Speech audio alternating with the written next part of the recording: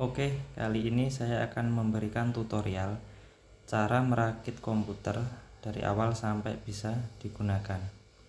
Nah, komponen apa saja yang digunakan untuk merakit sebuah komputer? Yang pertama tentunya adalah motherboard. Yang kedua adalah CPU. Yang ketiga adalah power supply. Yang keempat adalah SSD. Yang kelima yaitu RAM. Dan yang keenam adalah fan processor. Langsung aja kita mulai merakit komputernya. Sebelumnya yang belum subscribe channel ini, silahkan klik tombol subscribe dulu ya, agar channel ini bisa terus berkembang. Oke, langkah pertama adalah pemasangan prosesor. Silahkan buka penutup prosesornya dan kita singkirkan dulu untuk penutup prosesornya. Nah, untuk pemasangan prosesor silahkan bisa diperhatikan pada segitiga kecil yang berada di pojok. Nah, itu harus disesuaikan dengan segitiga yang ada di motherboard. Jadi teman-teman nggak usah khawatir jika prosesornya terbalik, karena sudah ada tandanya. Lalu kencangkan untuk pengikat atau pengait pada prosesor dan pastikan prosesor tidak goyah atau benar-benar terpasang dengan sempurna. Langkah selanjutnya adalah memasang dudukan fan prosesor. Untuk fan prosesor sendiri jenisnya ada banyak. Ada yang memakai dudukan dan ada yang tidak perlu menggunakan dudukan fan prosesor. Jadi untuk pemasangannya disesuaikan dulu, atau kita sesuaikan aja ya, sesuai dengan fan prosesor yang kita miliki.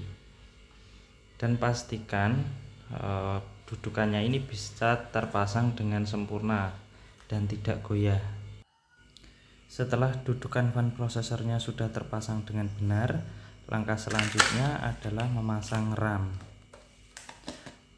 Untuk memasang RAM sendiri tidak perlu khawatir terbalik, karena kalau salah memasukkan RAM tidak akan bisa masuk ke soketnya.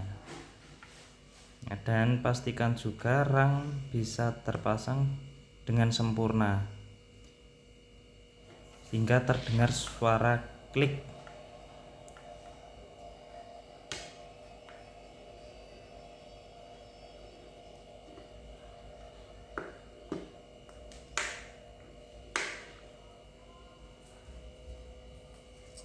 Nah, langkah selanjutnya kita jangan lupa untuk memberi pasta ke prosesornya. Kegunaan pasta ini untuk meneruskan panas yang dihasilkan oleh prosesor ke fan prosesor. Untuk pemberiannya cukup berikan sedikit aja, kita oleskan secara tipis dan merata. Nah, untuk jenis pasta juga bervariasi. Ini saya menggunakan yang murah aja. Ini bisa teman-teman beli di marketplace seharga Rp6.000. Tapi tentunya dengan harga segitu kualitasnya juga kurang maksimal. Jadi teman-teman harus sering-sering mengecek jika menggunakan pasta seperti ini. Maksimal 1 tahun kita ganti lagi untuk pastanya. Oke, jika sudah, langkah selanjutnya adalah pemasangan fan prosesor.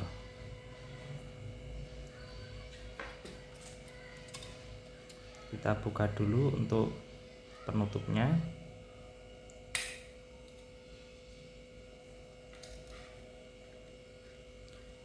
Kita kaitkan pada dudukannya tadi. Oh ya, untuk jenis fan prosesor ini lumayan alot ya. Untuk pemasangannya harus benar-benar ditekan. Nah, dan pastikan sampai terdengar ceklek. Nah, seperti itu sudah terpasang.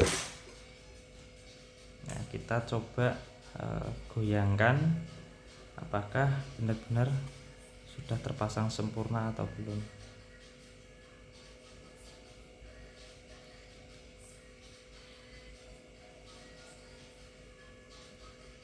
Oke, ini sudah terpasang dengan sempurna. Langkah berikutnya adalah memasang soket fan processor ke motherboard.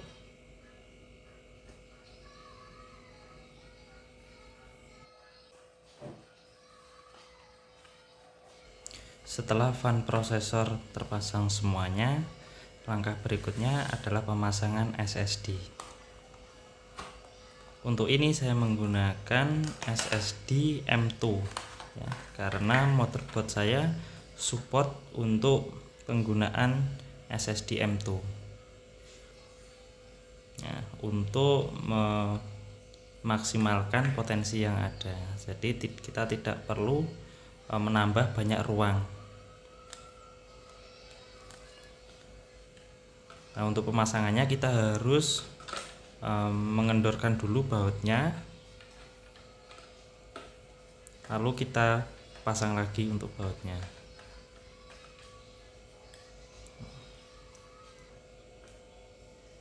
Jika teman-teman ingin menggunakan SSD M2, harus dipastikan dulu untuk motherboardnya support atau tidak, karena tidak semua motherboard support untuk SSD M2.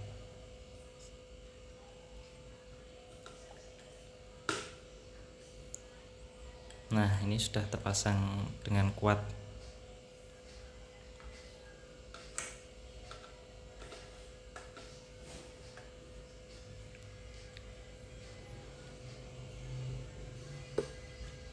Bisa dicoba untuk menggoyang-goyangkan untuk memastikan lagi apakah SSD-nya sudah terpasang ataupun masih kurang pas. Oke, jika sudah sempurna, langkah selanjutnya adalah pemasangan kabel dari power supply ke motherboard. Nah, untuk motherboard sendiri juga ada banyak jenis soketnya. Untuk motherboard yang saya gunakan menggunakan soket 20 pin.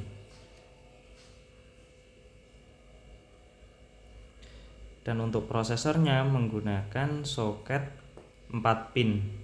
Jadi disesuaikan aja dengan kebutuhan motherboard teman-teman. Oke, ini sudah terpasang semuanya. Langkah selanjutnya adalah dengan melakukan pengetesan dengan cara menyambungkan soket power dengan menggunakan obeng.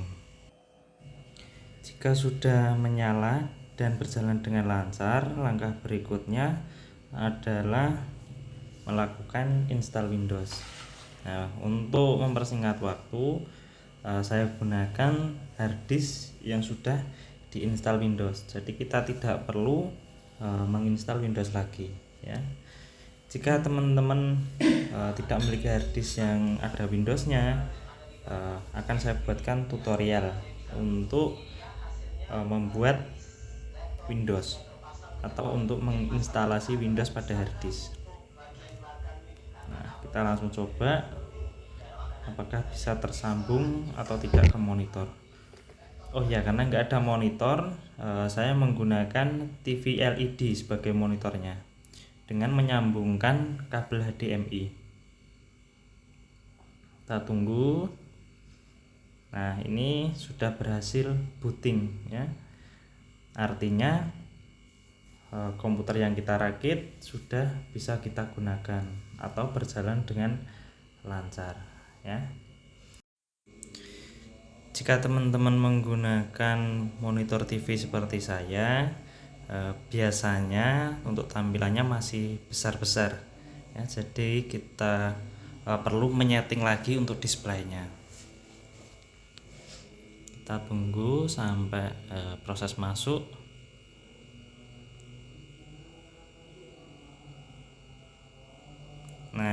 sudah masuk ya, seperti yang saya sampaikan tadi. Tampilannya masih kurang pas ya. Oke, nggak apa-apa, kita biarkan dulu.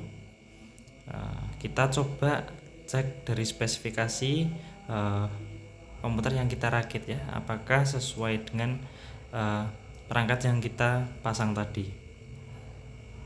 Dengan cara klik start, ketik run, dan ketikkan diagdiag untuk melihat spesifikasi. Nah, ini sudah terpasang ya, terlihat Core i5 4690 dan RAM 8GB.